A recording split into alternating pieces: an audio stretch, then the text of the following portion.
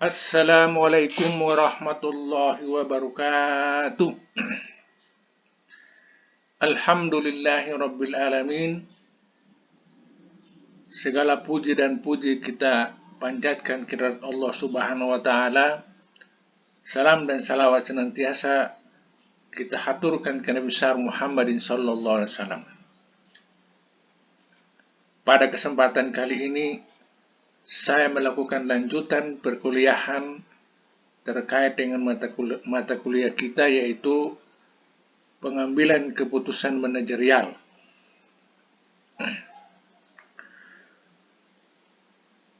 Pada pertemuan kali ini, yakni pertemuan keempat, bertepatan dengan kajian kita bab 4, yaitu estimasi permintaan produk. Ini akan kita lihat pada kesempatan kali ini. Semoga bisa dapat kita selesaikan sampai selesai dengan waktu sesingkatnya.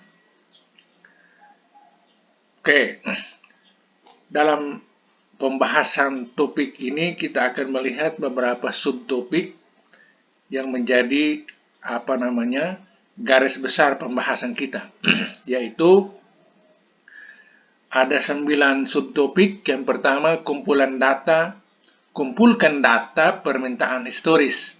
Nah, ini kata-kata operasional. Kemudian identifikasi faktor-faktor yang mempengaruhi permintaan. Kemudian analisis regresi. Yang keempat, topik evaluasi elastisitas harga. Yang kelima, pengujian hipotesis. Kemudian yang keenam, prediksi masa depan. Yang ketujuh, pengujian model. Yang kedelapan, perubahan variabel kontrol. Dan yang terakhir atau yang kesembilan adalah monitoring dan evaluasi. Ini adalah 9 subtopik untuk meramaikan pembahasan kita terkait dengan judul bab 4 ini, yaitu estimasi permintaan produk. Oke. Selanjutnya, sebagaimana biasa pada lazimnya, pembahasan kita diharapkan supaya para mahasiswa ataupun para pendengar sekalian ketika selesai mengikuti perkuliahan ini, maka diharapkan untuk satu, bisa dapat mengidentifikasikan ataupun mendefinisikan terkait dengan kumpulkan data permintaan historis, kemudian identifikasi faktor-faktor yang mempengaruhi permintaan, kemudian menganalisis regresi, yang keempat evaluasi elastisitas harga, dan yang kelima pengujian hipotesis. Begitu pula diharapkan supaya para peserta, dalam hal ini mahasiswa, seusai mengikuti perkuliahan kali ini, bisa juga dapat menguraikan ataupun menjelaskan terkait dengan prediksi masa depan, kemudian pengujian model, dan perubahan variabel kontrol, serta monitoring dan evaluasi. Itu adalah harapan yang senantiasa setiap kali perkuliahan ditampilkan untuk menjadi titik perhatian, sehingga luarannya itu atau hasil daripada pembelajaran ini bisa dapat diandalkan. Oke. Kemudian yang berikut,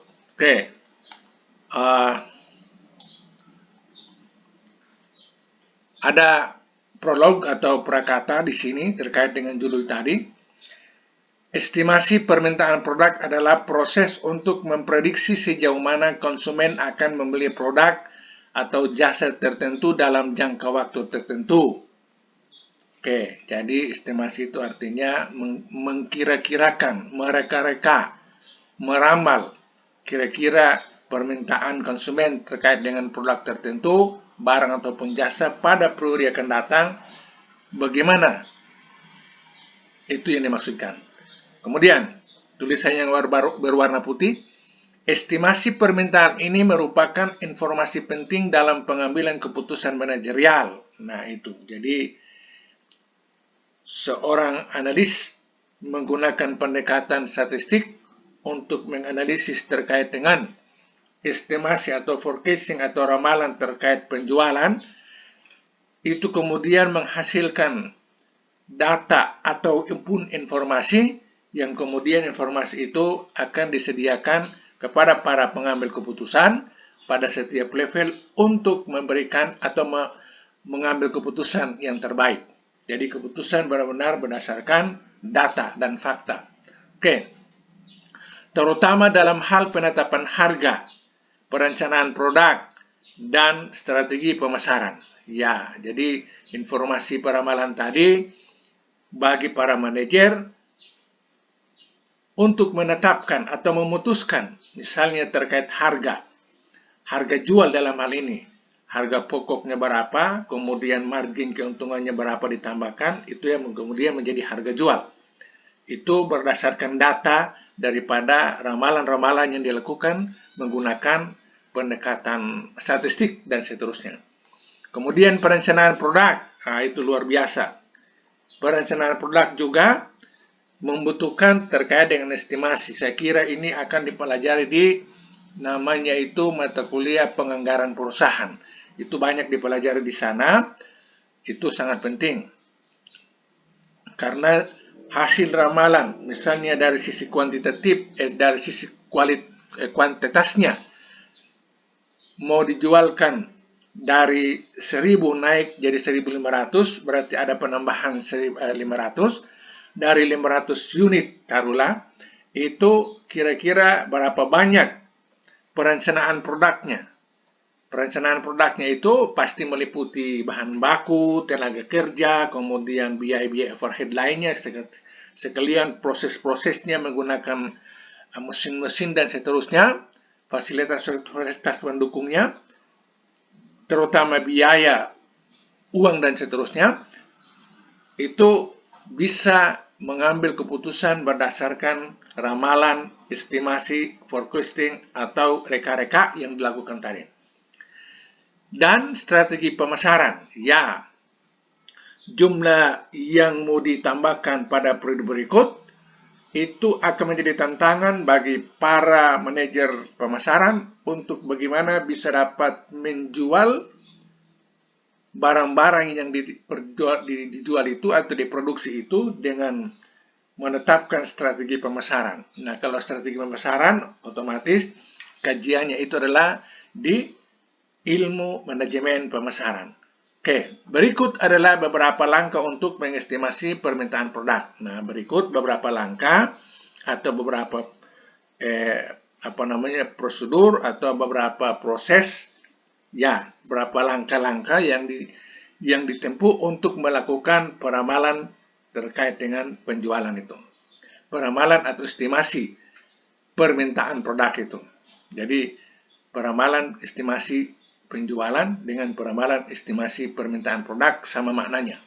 Oke, tindakan yang pertama itu adalah seorang analis ataupun para staff-staff, para manajer adalah mengumpulkan data permintaan historis.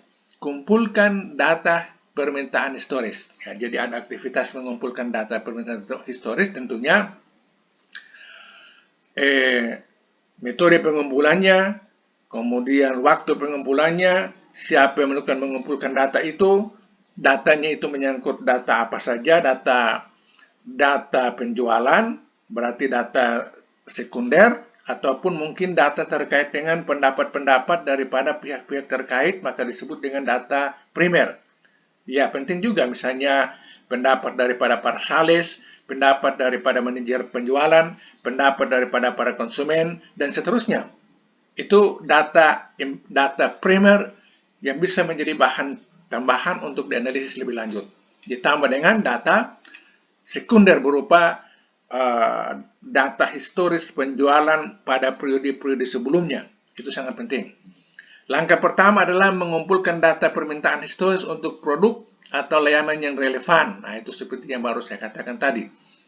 Kata-kata yang relevan artinya terkait dengan penjualan produk yang tersebut saja, bisa saja sebuah perusahaan itu memiliki varian produk yang bermacam-macam. ada produk A, produk B, produk C dengan ukuran yang macam-macam, ada kilauan, ada sasatan, ada box, ada jual retail, ada jual ada retail, kemudian ada wholesaler dan seterusnya. Itu bisa menentukan data mana. Kira-kira pengambilan keputusan itu membutuhkan data yang terkait dengan penjualan produk apa, jenis apa, wilayah mana. Itu bisa ditentukan dari awal. Maksudnya wilayah pemasaran mana. Nah, data ini dapat mencakup jumlah penjualan, harga, tren musiman, dan faktor-faktor lain yang mempengaruhi permintaan. Nah, saya kira pernyataan ini seperti yang saya bikin contoh tadi di atas, lebih banyak terkait dengan contoh data apa yang dibutuhkan untuk diproses lebih lanjut menggunakan pendekatan formula-formula tertentu untuk menyediakan informasi kepada pengambil keputusan untuk mengambil keputusan terkait dengan kegiatan. Dalam hal ini adalah kegiatan penjualan. Oke. Identifikasi faktor-faktor yang mempengaruhi permintaan. Nah, itu. Jadi ini lebih menegaskan lagi seperti apa yang saya sampaikan tadi. Kita baca saja dulu. Identifikasi faktor-faktor yang mempengaruhi, minta maaf. Identifikasi faktor-faktor yang mempengaruhi permintaan produk. Ini termasuk mengidentifikasi harga. Nah, identifikasi harga itu macam-macam. Ada harga tetap, ada harga variabel cost, ada fixed cost, kemudian macam-macam model harga. Tentunya ini lebih banyak dipelajari di misalnya akuntansi biaya. Di sana Anda akan mengenal itu terkait dengan harga-harga. Kemudian di sini juga ada harga produk pesaing. Penekanannya adalah produk-produk yang sama. Misalnya produk A diproduksi juga oleh perusahaan lain, maka bagaimana penerapan harga daripada produk mereka itu juga harus dibaca atau diambil atau dipertimbangkan sebagai sebuah faktor, satu faktor lain yang menjadi bahan pertimbangan dalam proses pengambilan keputusan. Kemudian preferensi pelanggan. Nah, preferensi pelanggan itu lebih banyak bicara terkait dengan loyalitas pelanggan, yaitu para pelanggan yang memang pelanggan tradisional atau pelanggan yang rasional atau pelanggan yang memang dianggap pelanggan yang berpindah-pindah, suka memilih produk yang berbeda-beda, tidak tetap pendirian, atau pelanggan-pelanggan yang dari berbagai macam kalangan, kelas, dan seterusnya, atau pelanggan yang memiliki pendapatan yang tinggi, rendah, dan seterusnya. Semua karakteristik atau semacam ada pembelajaran mata kuliah namanya itu perilaku konsumen. Nah, itu ada mata kuliah namanya perilaku konsumen. Itu akan lebih menjelaskan terkait dengan pendekatan faktor preferensi pelanggan untuk pengambilan keputusan manajerial. Oke, kemudian tren pasar.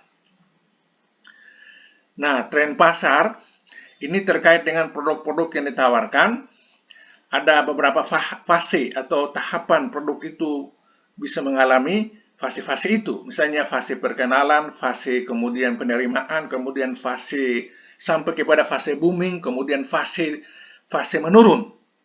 Artinya orang menggunakan sebuah produk, mungkin faktor tadi itu kata-kata preferensi pelanggan, mereka mungkin sudah taruhlah jenuh dan bosan terhadap produk itu sehingga mereka akan secara perlahan meninggalkan produk itu. Itu setiap namanya produk, terutama produk-produk yang bersifat pelayanan jasa dan seterusnya itu terjadi seperti begitu. Tren pasar itu, tren pasar. Nah, itu juga tren pasar ini dapat dikaji pada ilmu pemasaran, maknanya lebih luas, bukan sekedar seperti yang saya sampaikan tadi. Kemudian musim. Nah, musim ini ikut juga menentukan sebagai sebuah faktor yang bisa menentukan permintaan daripada masyarakat. Ya, misalnya permintaan terkait dengan pakaian.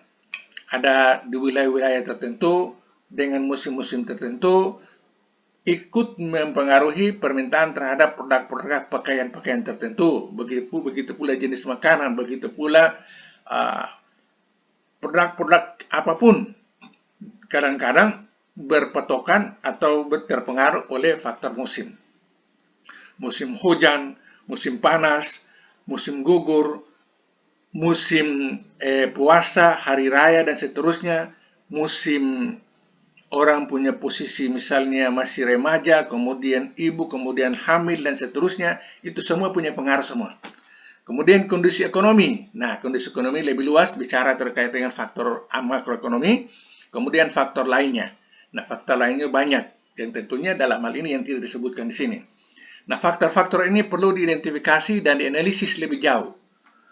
Nah, tentunya melakukan pendekatan-pendekatan secara ilmiah menggunakan metode-metode yang barangkali secara pembelajaran dipelajari pada mata kuliah metode penelitian itu digunakan untuk bisa dapat memecahkan berbagai macam faktor-faktor atau dimensi-dimensi ini yang barangkali dianggap sebagai variabel ikut mempengaruhi terkait dengan tingkat elastisitas permintaan tadi. Apa namanya? Permintaan ya daripada para konsumen terhadap sebuah produk itu. Oke. Kemudian yang berikut, nah, tahap berikutnya adalah analisis regresi. Nah, di sini saya minta maaf barangkali kita tidak pada melakukan model analisis menggunakan analisis regresi karena analisis regresi ini adalah merupakan bagian daripada pembahasan mata kuliah statistik. Saya membahas ini pada berbagai video yang lain yang ada di mata kuliah statistik, boleh diakses ke sana, dan boleh juga pada video-video milik orang lain ataupun menggunakan, dan ini juga kalau di mata kuliah penganggaran perusahaan barangkali digunakan juga untuk menggunakan analisis regresi. Nah, tapi pada kesempatan ini saya sampaikan saja. Saya barangkali baca dulu di sini, kemudian setelah itu saya menyampaikan beberapa pemahaman. Yang pertama, terkait dengan langkah analisis regresi, yaitu gunakan analisis regresi statistik untuk mengidentifikasi hubungan antar faktor-faktor yang memengaruhi permintaan dan jumlah penjualan produk. Ini dapat membantu dalam memahami bagaimana setiap faktor mempengaruhi permintaan dan sejauh mana pengaruhnya. Nah, ini barangkali makna di sini belum Anda pahami dengan baik, dengan sempurna. Maka saya ingin memberikan penjelasan singkat secara verbal saja bahwa penggunaan alat analisis regresi sebagai salah satu model statistik itu fungsinya itu ada dua. Secara teoritis itu ada dua penggunaannya regresi itu, yaitu yang pertama digunakan dalam rangka untuk peramalan seperti yang kita sedang bahas ini. Kemudian regresi itu juga digunakan untuk pengujian. Pengujian apa? Pengujian hipotesis, yaitu hipotesis itu maksudnya adalah menguji tingkat kebenaran daripada sebuah konsep, sebuah teori yang menyatakan tentang sesuatu, kemudian dibuatkan hipotesis, lalu diuji ke lapangan menggunakan pendekatan regresi. Jadi kesimpulannya, regresi ini ada dua manfaatnya. Yang satu digunakan untuk proses peramalan penjualan, tentunya memiliki formula rumus yang berbeda dengan menggunakan data yang berbeda, lalu hasil terakhir yang berbeda, pendekatan persamaan Y dan seterusnya, persamaan regresi maksudnya, persamaan regresi, kemudian bisa digunakan juga untuk menganalisis terkait dengan tingkat signifikansi untuk menguji kebenaran sebuah teori, atau biasa istilahnya itu menguji hipotesis. Itu barangkali yang saya sempat sampaikan saja. Terkait dengan penjelasan lebih hitungan-hitungannya bisa diakses di video saya terkait dengan statistik ataupun di tempat lain, karena di sini ada keterbatasan waktu untuk kita menjelaskan itu. Ini sebenarnya mata kuliah tersendiri lagi. Oke. Kemudian selain daripada pendekatan regresi tadi, juga kita melakukan pendekatan evaluasi elastisitas harga. Nah, ini seperti pada video kemarin, video yang barusan selesai. Sebelum video ini saya sudah menjelaskan terkait dengan elastisitas permintaan. Nah, kita baca saja. Perlu mengukur elastisitas harga, yaitu seberapa sensitif permintaan terhadap perubahan harga. Ini membantu dalam penetapan harga yang optimal. Jika permintaan elastis, peningkatan harga dapat menghasilkan penurunan penjualan yang signifikan dan sebaliknya. Nah, saya kira ini ikuti penjelasan pada video sebelumnya. Judul besarnya adalah terkait dengan elastisitas permintaan itu sendiri. Permintaan dan elastisitas harga. Itu kita bahas di sana secara khusus di sana, jadi di sini tidak diulangi lagi.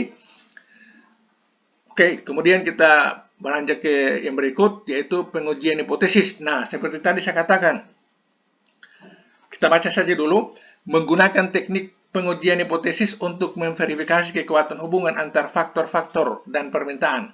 Ini membantu dalam menentukan apakah faktor-faktor tertentu memiliki dampak yang signifikan pada permintaan.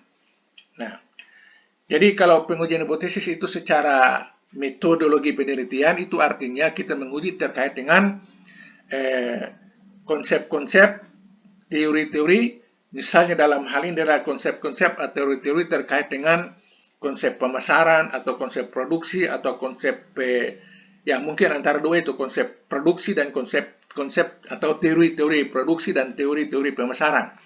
Kita mau menguji ke lapangan. Nah, itu caranya itu ya barangkali Anda nanti pelajari di metodologi penelitian, ada juga di statistika mengajarkan tentang bagaimana pengujian hipotesisnya. Di ujung perjalanan perkuliahan Anda mungkin nanti melakukan yang namanya penulisan skripsi, di sana Anda ketemu juga. Itu tentunya yang ditekankan di sini adalah menguji hipotesis, itu artinya menguji teori yang secara diyakini dalam berbagai literatur yang sudah kita pelajari, misalnya terkait dengan pemasaran, bahwa pernyataan-pernyataan seperti misalnya harga naik itu akan menyebabkan penurunan permintaan ataupun sebaliknya. Apakah itu betul atau tidak? Misalnya teori itu. Nah, itu harus diuji ke lapangan dengan cara mengumpulkan data terkait dengan misalnya tingkat penjualan dari tahun ke tahun, lalu kemudian selanjutnya data itu ditabulasi, lalu dianalisis lebih lanjut, apakah menggunakan secara manual ataupun menggunakan bantuan-bantuan alat hitung seperti SPSS dan seterusnya. Lalu kita akan mendapati hasil terakhirnya, tingkat signifikansinya. Hasil hitungannya kita bandingkan dengan nilai T. Nilai T-nya kita bandingkan dengan nilai tabel, apakah koefisien regresinya itu dapat memenuhi standar signifikan atau tidak. Itu bisa dapat dilihat di sana. Itu terkait dengan uraian lebih rinci, saya rekomendasikan untuk dapat dipelajari pada ilmu-ilmu atau taruhlah metodologi penelitian ataupun statistik ataupun yang lain yang mengajarkan lebih khusus dan lebih rigid di sana. Oke, selanjutnya prediksi masa depan. Nah, keseluruhan daripada langkah-langkah yang dilakukan tadi, mulai daripada mengamati faktor-faktor, kemudian mengumpulkan data, pertama mengumpulkan data, mengamati faktor-faktor, kemudian menganalisis data dengan menggunakan pendekatan regresi, kemudian seterusnya. Tujuan akhirnya adalah untuk memprediksi masa depan. Itulah yang dimaksud dengan peramalan. Memproduksi masa depan di sini bukan memproduksi masa depan daripada orang perorangan atau sekelompok orang, tidak, tapi memproduksi masa depan daripada kegiatan bisnis. Dalam hal ini, penekanannya adalah terkait dengan barang-barang yang diperjualbelikan, barang-barang yang diproduksi atau jasa yang diproduksi untuk diperjualbelikan kepada para konsumen di waktu akan datang. Nah, itu maksudnya begitu.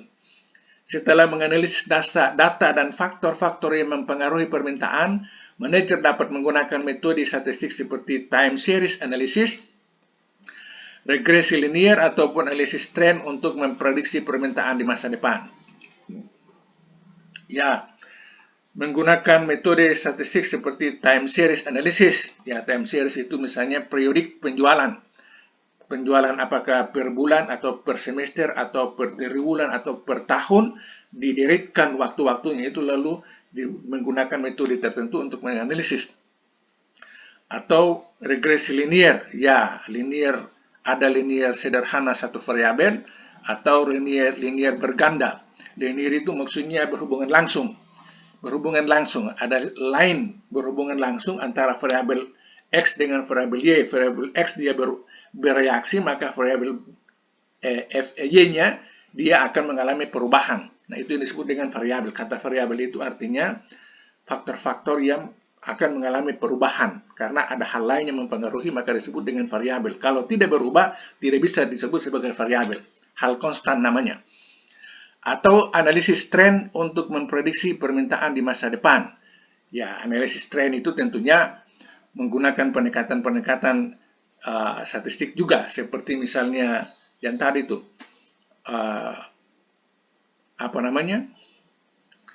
sebenarnya menggunakan analisis trend itu menggunakan time series juga, harus berbasis kepada data time series baru bisa melihat analisis trend, pendekatan statistiknya, ataupun bisa menggunakan pendekatan hitung-hitungan analisis laporan keuangan.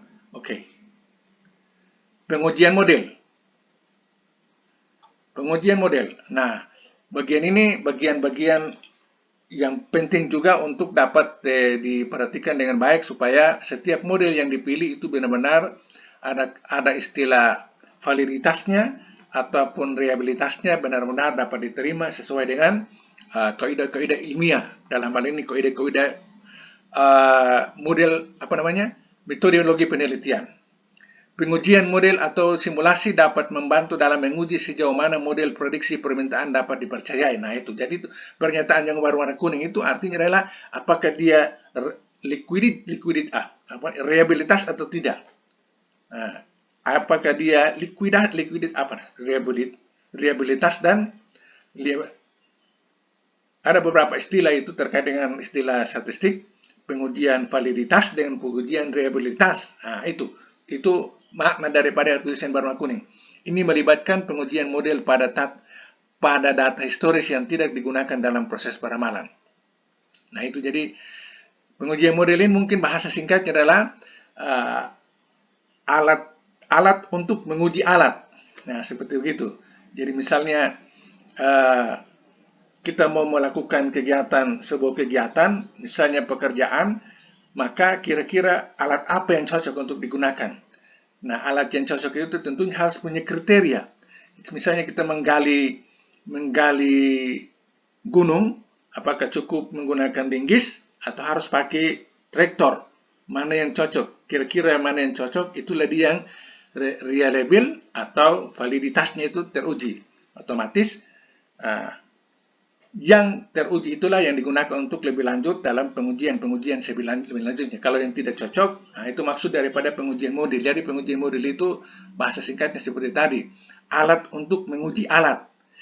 Cara untuk menguji alat itu cocok atau benar atau tidak untuk digunakan lebih lanjut untuk mengolah data yang kita miliki. Nah, itu maksudnya begitu.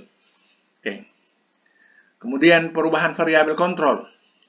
Nah, para manajer juga perlu mempertimbangkan variabel kontrol seperti perubahan dalam strategi pemasaran, harga pesaing, ataupun perubahan dalam produk itu sendiri. Ini akan mempengaruhi estimasi permintaan. Maksudnya ini sudah pada level, misalnya pada level sudah implementasi kegiatan-kegiatan itu, jauh sebelum kegiatan itu sudah ditetapkan, kemudian dilaksanakan, bahkan sudah eksekusinya jalan, tentunya akan terjadi hal-hal yang sifatnya insidentil. Itu akan mempengaruhi secara langsung ataupun tidak langsung terkait dengan kegiatan-kegiatan itu. Ujungnya adalah berpengaruh kepada tingkat pendapatan daripada perusahaan itu. Bisa menyebabkan penjualannya menurun, juga bisa menyebabkan penjualannya naik. Nah itu hal-hal yang tidak dapat diduga. Variabel-variabel kontrol, variabel yang dapat mengontrol.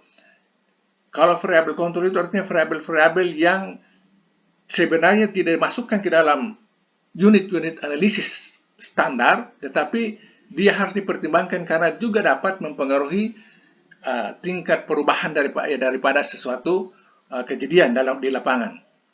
Seperti begitu. Jadi ada variabel intervening, istilahnya variabel intervening ataupun variabel moderasi. Ada dua itu, variabel moderasi atau variabel intervening, itu yang dimaksudkan di sini. Oke, seperti begitu. Ini juga dikaji lebih lanjut atau lebih dalam pada mata kuliah metodologi penelitian. Oke. Kemudian yang terakhir barangkali, sebelum masuk kepada kesimpulan, yaitu monitoring dan evaluasi. Penting untuk memantau kinerja dan hasil estimasi permintaan. Ketika data aktual tersedia, bandingkan dengan estimasi yang telah dibuat untuk menilai seberapa akurasi estimasi tersebut. Nah, sepanjang pelaksanaan kegiatan atas dasar keputusan yang telah diambil berdasarkan informasi daripada hasil analisis dan seterusnya, itu tidak dibiarkan begitu saja. Harus ada controlling dan monitoring. Dalam hal ini, MONEV, ya istilahnya, monitoring dan evaluasi. Supaya apa? Tujuannya cuma satu, melakukan sinkronisasi atau kesesuaian antara apa yang memang sudah diletakkan menjadi dasar perencanaan dengan kegiatan-kegiatan setiap saat yang berlangsung di lapangan.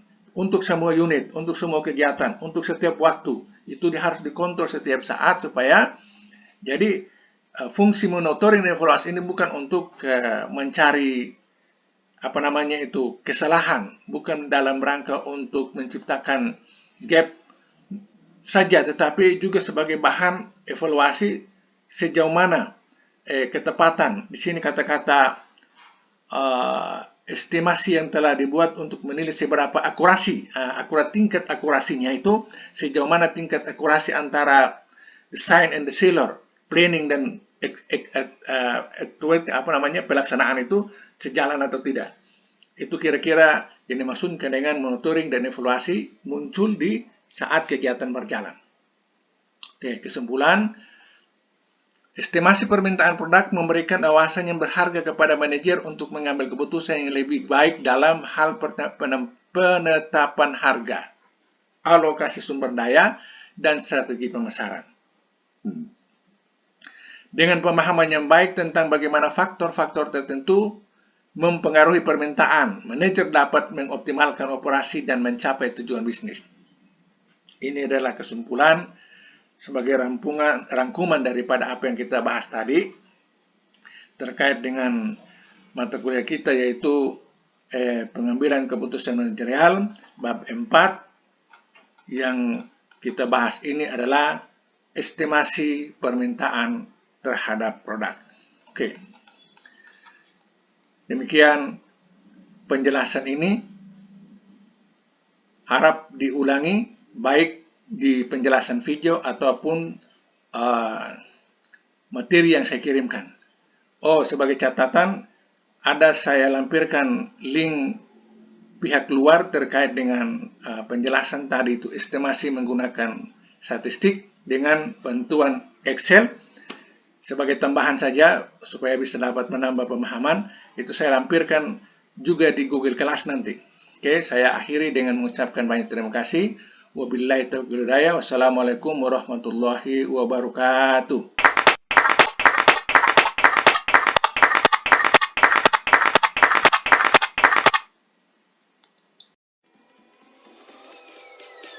Peace.